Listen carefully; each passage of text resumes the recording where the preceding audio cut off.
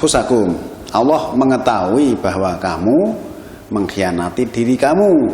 Fataba alaikum wa afa ankum. Maka Allah telah memberi tobat atasmu dan memaafkan kamu. Fal ana basiruhuna. Maka kini atau sekarang gembirakanlah mereka. Wabtagu ma kataballahu lakum. Dan carilah apa-apa yang diwajibkan atau yang ditetapkan oleh Allah bagimu.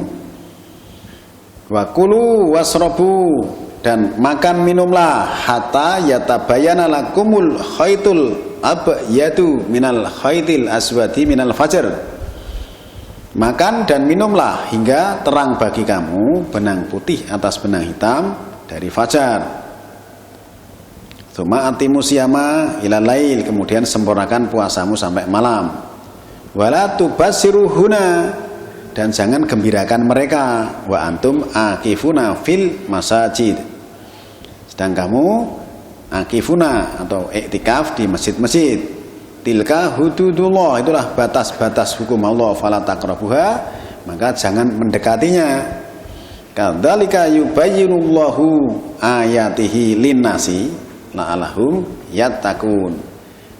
Seperti itulah atau demikianlah Allah menerangkan ayat-ayatnya untuk manusia atau bagi manusia, semoga mereka bertakwa.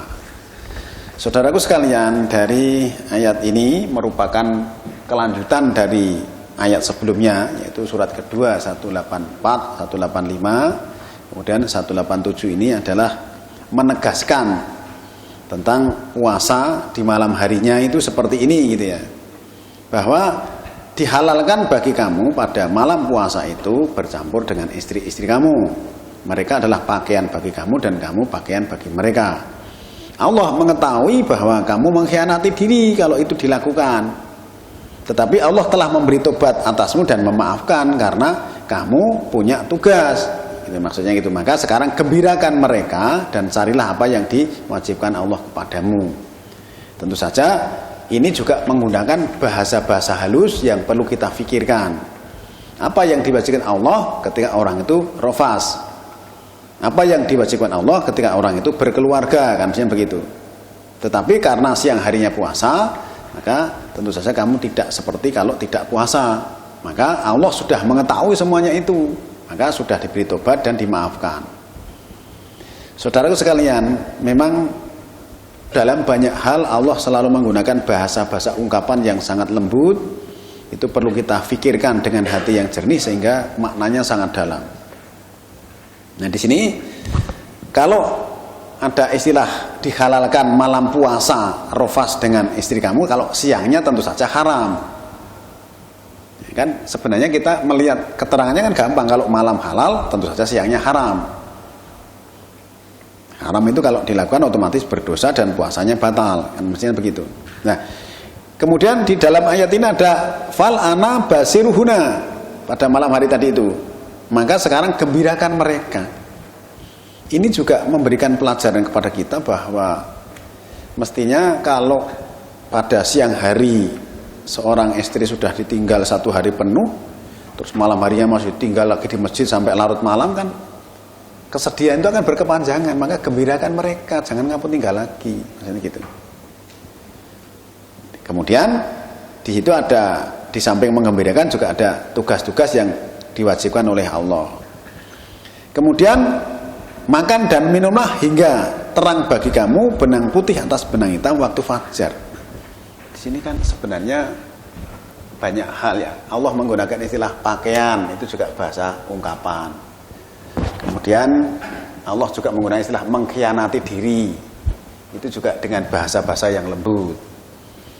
Terus kemudian Allah mengatakan gembirakanlah mereka, ini juga dengan bahasa-bahasa yang sangat indah.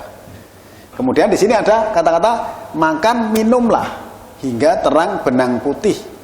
Terang bagi kamu benang putih atas benang hitam, yaitu waktu fajar. Ini sebenarnya juga merupakan satu ungkapan zaman dulu ketika orang mau melihat terbit fajar itu jejer ke benang 2 gitu. Kalau masih kelihatan hitam semua berarti masih gelap. Nanti kalau udah terbit fajar akan bisa membedakan, oh yang ini putih, yang ini hitam. Itu telah terbit fajar. Nah, di samping itu sebenarnya kita diberi informasi agar jangan hanya jejeri benang seperti itu. Kamu harus bikin waktu atau jam. Tapi ternyata jam yang bikin juga bukan orang Islam. Nah, maksudnya kan suruh bikin jam supaya tahu.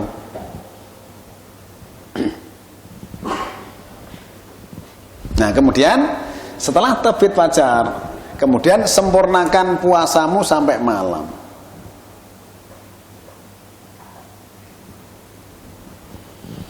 Saudaraku sekalian, sebagaimana yang pada awal pembukaan tadi saya katakan bahwa ketika saya menyampaikan keterangan-keterangan yang sangat sensitif, itu biasanya mesti tak mulai dari pelan-pelan dulu gitu. Ya sudah ikut aja yang seperti itu gitu. Nanti kalau sekaligus kan terkejut. Nah, setelah kira-kira sudah mapan beneran, kita kasih tahu yang sesungguhnya itu begini ayatnya ini. Kadang-kadang kan orang tidak pernah memperhatikan ayat. Ya sudah seperti itu, ya sudah ngikut aja. Nah, setelah ditunjukkan, oh iya ya kok dari dulu kenapa nggak seperti itu? Ini misalnya dari dulu seperti itu ya mesti ya bengok-bengok. Nah, di sini sempurnakan puasa sampai malam. Nanti kita akan lihat malam itu seperti apa. Kemudian setelah fajar tadi, jangan lagi gembirakan mereka. Menggembirakannya itu malam, bukan siang. Kalau sudah terbit fajar, sudah tidak boleh menggembirakan lagi. Kenapa? Karena kamu harus iktikaf. Akifuna fil masajid. Nanti kita akan pahami juga iktikaf seperti apa. Tilka hududullah, itulah batas-batas hukum Allah. Kalau kamu langgar, itu berarti kamu melanggar batas-batas hukum Allah. Maka jangan mendekatinya. Wala taqrabuha. Nah, berarti kan begitu terbit fajar, kita harus sudah memisahkan diri. Sebenarnya itu Allah memberikan pelajaran tentang kasih sayang, Pak. Loh, kasih sayang seperti apa? Saya katakan tadi, kalau mulai terbit fajar sudah dipisahkan antara suami dan istri. Istri di rumah, suami di masjid melakukan i'tikaf selama 1 hari penuh. Nah, kalau sudah pulang, gembirakan mereka. Jangan ngapun tinggal lagi ke masjid lagi sampai larut malam. Nah, pelajaran kasih sayang semacam apa yang diajarkan oleh Allah jelas. Jangan bisa bayangkan, kalau misalnya orang berpisah dengan istrinya selama 1 hari penuh, Pak. Padahal biasanya tidak. Katakanlah kerja pun misalnya mungkin jam 12, jam 1, jam 2 udah pulang ya sudah di rumah sampai sore, sampai malam gitu. Ini 1 hari penuh dari pagi, Pak. Sejak terbit fajar sampai malam. Terus kan tentu saja ada satu rasa kerinduan itu akan terbentuk selama 1 bulan. Ya, selama 1 bulan, Pak, akan terbentuk rasa kerinduan terhadap antara suami dan istri. Nah, kita ketemunya setiap malam dan itu tidak bisa dipaksakan. Wah, sekali-sekali saya tak siang pulang, itu nggak berani, Pak. Nggak berani karena kita melaksanakan ayat ini. Nah, lagian kalau pulang juga ngapain? Nanti malam gembirakan mereka. Tapi kalau sudah terbit fajar, jangan melanggar batas-batas hukum Allah. Ini kan saya katakan merupakan satu pelajaran tentang kasih sayang, sehingga selama ini mungkin kita kan nggak pernah merasakan misalnya pisah itu setiap hari penuh selama 1 bulan, kan belum pernah. Ya, belum pernah, walaupun ya yang melakukan ini juga belum seluruhnya. Kadang-kadang datangnya itu udah mau buka, itu kan berarti kan juga nggak 1 hari. Rasa kasih sayangnya beda. Datangnya sudah mau buka. Kalau misalnya terbit fajar datang di masjid, ya nanti sampai malam baru pulang. Terus nanti pagi terbit fajar berangkat ke masjid selama 1 bulan, apa yang akan terjadi pada diri kita? Tentu saja akan membentuk satu kesadaran kasih sayang yang cukup tinggi, Pak. Nah, kalau itu belum ke sana ya mesti belum bisa. Ya, misalnya suruh dzikir, coba dzikir yang panjang, baru 5 menit sudah selesai, ya nggak bisa, Pak. Belum bisa membentuk. Harus waktu yang cukup panjang. Waktunya harus memenuhi syarat. Harusnya paling tidak ya setengah jam. Itu baru 5 menit. Wah, ini saya sudah digigiti nyamuk, ya sudah. Nggak terbentuk. Ya. Ini juga begitu, harus dibentuk selama 1 bulan. Maka dari keterangan ayat ini cukup panjang ulasannya, dan insya Allah nanti akan kami teruskan pada pertemuan berikutnya karena waktunya sudah cukup. Maka sampai di sini dulu dan insya Allah nanti akan kita lanjutkan.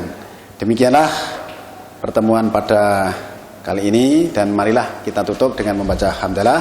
Alhamdulillahirabbil alamin. Assalamualaikum warahmatullahi wabarakatuh.